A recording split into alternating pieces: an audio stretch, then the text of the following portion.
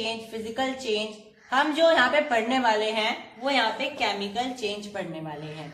Chemical change का मतलब होता है केमिकल रिएक्शन, क्योंकि केमिकल चेंज किसकी वजह से होता है, किसी केमिकल रिएक्शन की वजह से होता है। ठीक है, तो केमिकल चेंज का होने का क्या मतलब होता है या क्या कारण होता है, तो केमिकल चेंज होने का क्या कारण होता है, केमिकल रिएक्शन होना। केमिकल चेंज इसी वजह से आया है क्योंकि उसके अंदर कोई ना कोई केमिकल रिएक्शन हुई है। ठीक है, और जैसे कि आप एग्जांपल से समझ सकते हो, मैंने मिलाया है, हम यहाँ पे सिंपल से एग्जांपल लेते हैं, H2 plus O2 will give you H2O। ठीक है, ये हम इसको बैलेंस नहीं कर रहे हैं, चैप्टर जब हम आगे बढ़ाएंगे तो आपको ट्रिक भी बताएंगे कि कैसे हम केमिकल इक्वेशन को बैलेंस कर सकते हैं। ठीक है, ट्रिक से, वैसे तो हिट एंड ट्रायल मेथड होता ही है। तो केमिकल रिएक्शन ये आपके पास है, तो मैंने यहाँ पे H2 मतलब हाइड्रोजन, और डाइएटॉमिक होता है क्योंकि गैसेस जनरली डाइएटॉमिक होती है क्योंकि वो डायटोमिक स्टेट में ही एनवायरमेंट में एग्जिस्ट कर सकती हैं।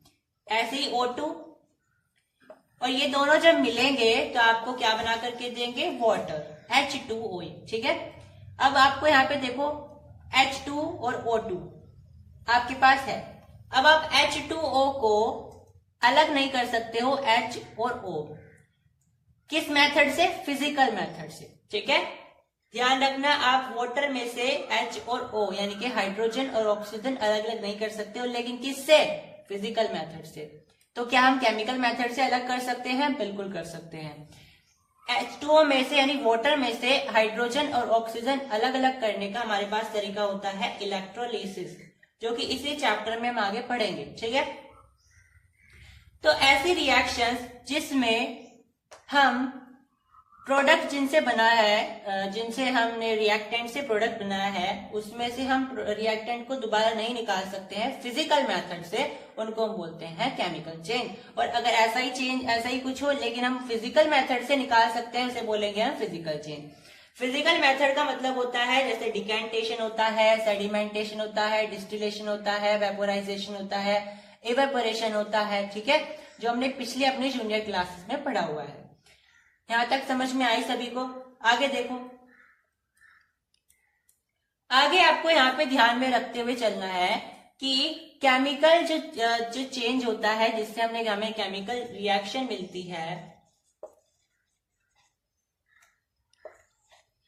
अब केमिकल रिएक्शन है क्या, अब इसके डीप में जाते हैं। ठीक है, हमने ये तो पढ़ लिया कि भाई केमिकल चेंज किसकी वजह से आता है, केमिकल रिएक्शन की, क्योंकि हम केमिकल चेंज ही पढ़ के आए हैं अपनी जूनियर क्लासेस से, हमने केमिकल रिएक्शन नहीं पढ़ी है। तो अगर आपको एकदम से बता दिया जाए कि केमिकल रिएक्शन ये है, तो आपको ये नहीं समझ में आएगा कि हमने इसका जो उसकी रूट है वो कहाँ से लेकर के आए हैं। तो केमिकल रिएक्शन हम इसलिए पढ़ रहे हैं क्योंकि हमने जूनियर क्लासेस में केमिकल चेंज पढ़ा है। तो केमिकल चेंज इसलिए होता है क्योंकि उसके अंदर केमिकल रिएक्शन हुई है। अब केमिकल रिएक्शन क्या होती है, तो केमिकल रिएक्शन क्या है, केमिकल रिएक्शन एक ऐसी प्रक्रिया होती है जिसके अंदर में हमने जो भी रिएक्टेंट लिए हैं, जिनकी हम रिएक्शन करवा रहे हैं आपस में, उनके एटॉमिक स्ट्रक्चर, इनके एटॉमिक अरेंजमेंट चेंज हो जाती है। स्ट्रक्चर चेंज नहीं होगा, उनके एटॉमिक अरेंजमेंट चेंज हो जाती है। जैसे कि H2 plus O2, अब इनके एटॉमिक रीअरेंजमेंट हो जाएंगी, ये क्या बन जाएगा, H2O। समझ में आई? यहाँ पे अगर आप बैलेंस करो तो ऐसा आ जाएगा।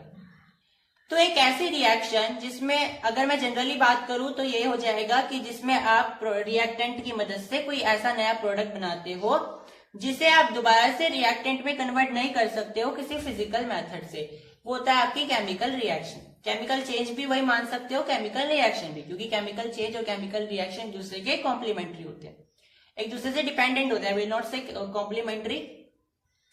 लेकिन अगर हम केमिस्ट्री की भाषा में देखें तो हमें यह समझ में आता है कि एक ऐसी रिएक्शन जिसमें एटॉमिक लेवल पर कोई रीअरेंजमेंट हुई हो। ठीक है, एटम वही है, उनके अंदर हमने कोई छेड़खानी नहीं करी है, लेकिन उनका रीअरेंजमेंट हो गया है। उनका जो पहले अरेंजमेंट था वो बदल करके कुछ और हो गया है, इसलिए वहां पर कुछ और हमें प्रोडक्ट बना है। अगर हम और अंदर घुसे तो हमें यह पता चलेगा कि केमिकल रिएक्शन इसलिए होती है क्योंकि जो हमने रिएक्टेंट लिए हैं उनके बीच में कोई आयन से लेकर के कोई ना कोई बातचीत हुई है, ठीक है, आयंस को लेकर के। उनमें कोई आयन शेयर हुए होंगे, उनमें कोई आयन एक दूसरे से डोनेशन करी होगी, या जो भी करा हो लूज हुए होंगे, वो आपस में रीअरेंज हो गए, ठीक है। तो आयंस को लेकर के या फिर इलेक्ट्रॉन्स को लेकर के कोई ना कोई वहां पर छेड़खानी हुई है, इस वजह से वहां पे केमिकल रिएक्शन बनी है। क्लियर?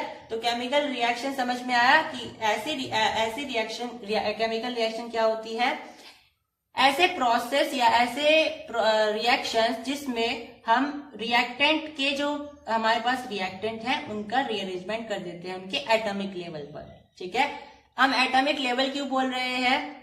इलेक्ट्रॉनिक लेवल बोल रहे हैं क्योंकि हमें पता है अगर हम न्यूक्लियर लेवल पर उसे चेंज कर देंगे तो वो न्यूक्लियर रिएक्शन बन जाएगी, ना कि केमिकल रिएक्शन, ठीक है।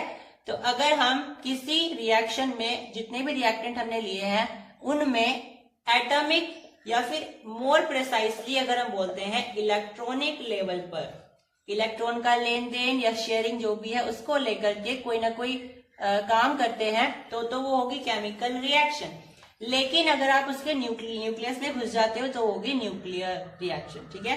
जैसे इलेक्ट्रॉन का आपने एटम का आपने स्ट्रक्चर देखा है क्लास 9 में, ऐसा होता है, यहाँ पे आपका न्यूक्लियस होता है और यहाँ पे आपके इलेक्ट्रॉन फ्लो करते रहते हैं, ठीक है। वैसे तो वो ऑर्बिटल में होते हैं पर आपको अभी तक ये बताया गया है कि वो ऑर्बिट में होते हैं, तो आप वही मानते हुए चलो, वो क्लास 11 का कॉन्सेप्ट है आगे।